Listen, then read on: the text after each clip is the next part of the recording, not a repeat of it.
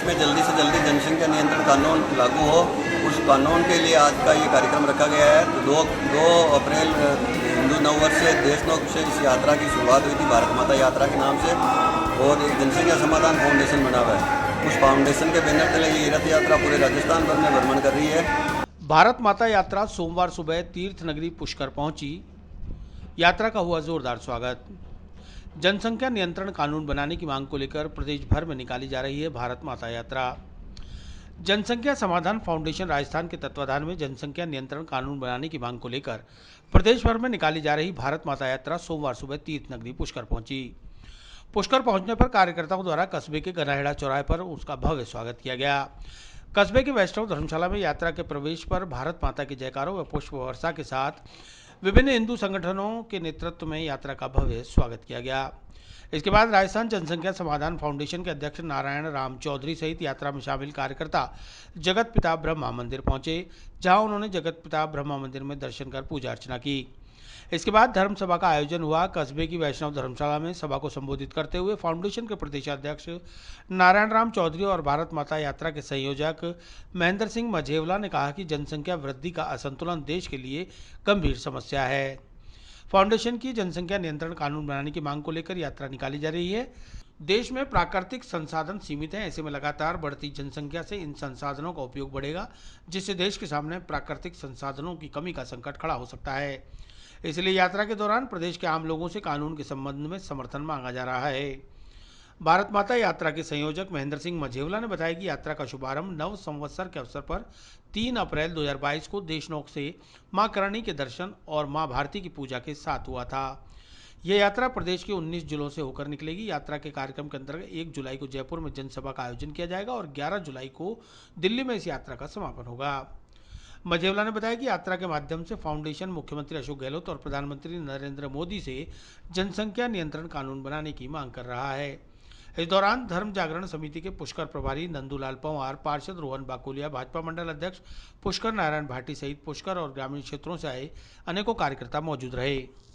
देश में जल्दी से जल्दी जनसंख्या नियंत्रण कानून लागू हो, उस कानून के लिए आज का ये कार्यक्रम रखा गया है। तो 2 अप्रैल हिंदू नववर्ष से देशनोक से इस यात्रा की शुरुआत हुई थी, भारत माता यात्रा के नाम से, और एक जनसंख्या समाधान फाउंडेशन बना हुआ है। उस फाउंडेशन के बैनर तले ये रथ यात्रा पूरे राजस्थान भर में भ्रमण कर रही है और इसका समापन 1 जुलाई को जयपुर में बड़ी सभा से होगा।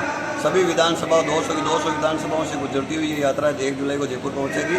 उसी के तहत आज ये 13 का कार्यक्रम हमारे अजमेर जिले में पुष्कर, किशनगढ़, केकड़ी और मसूदा में है।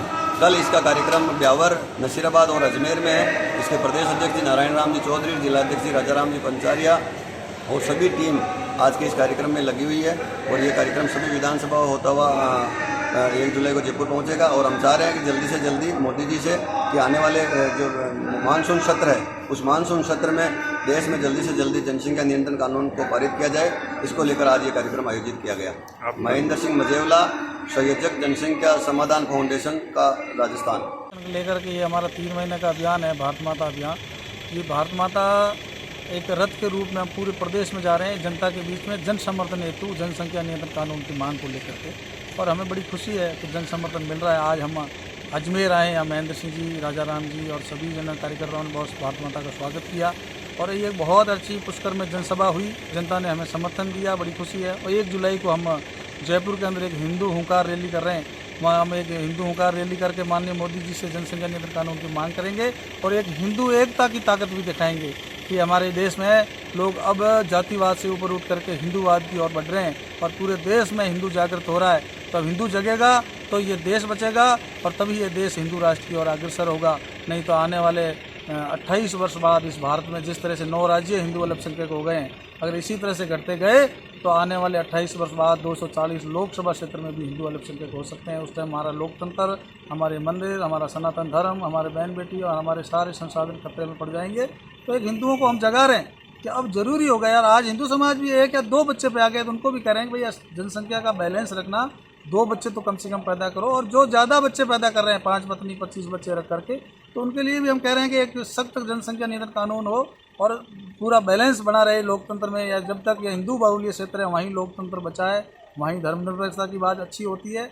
जहाँ से हिंदू घटा वहाँ लोकतंत्र भी खत्म हुआ और वहाँ से हमारे मंदिर स्थल भी टूटे हैं और हमारे बहन बेटी के साथ अत्याचार भी बढ़ा है और हमारे संसाधनों पर भी कब्जा हुआ है। इसलिए मैं हिंदू समाज से आह्वान कर रहा हूँ कि आप इस तरह से थोड़ा विचार करिए और एक जाति से ऊपर उठकर आगे बढ़िए और हिंदू युवा बच्चे को आप मदद करिए, उसकी रोज़गार में मदद करिए, उसके समय पर विवाह कर दीजिए ताकि वो 2 बच्चे भी पैदा कर सके। और इसमें विचारों पर जनसंख्या और इस हिंदू एकता के विचार पे सारे हिंदू जागृत हो रहा है, एक हो रहे हैं। राजस्थान में अपार जनसभाएं हमारी हुई है और 1 जुलाई को ही हम बहुत बड़ी ताकत दिखाने वाले हैं। आपका नाम और पद? नारायण राम चौधरी, प्रदेश अध्यक्ष जनसंख्या समाधान फाउंडेशन।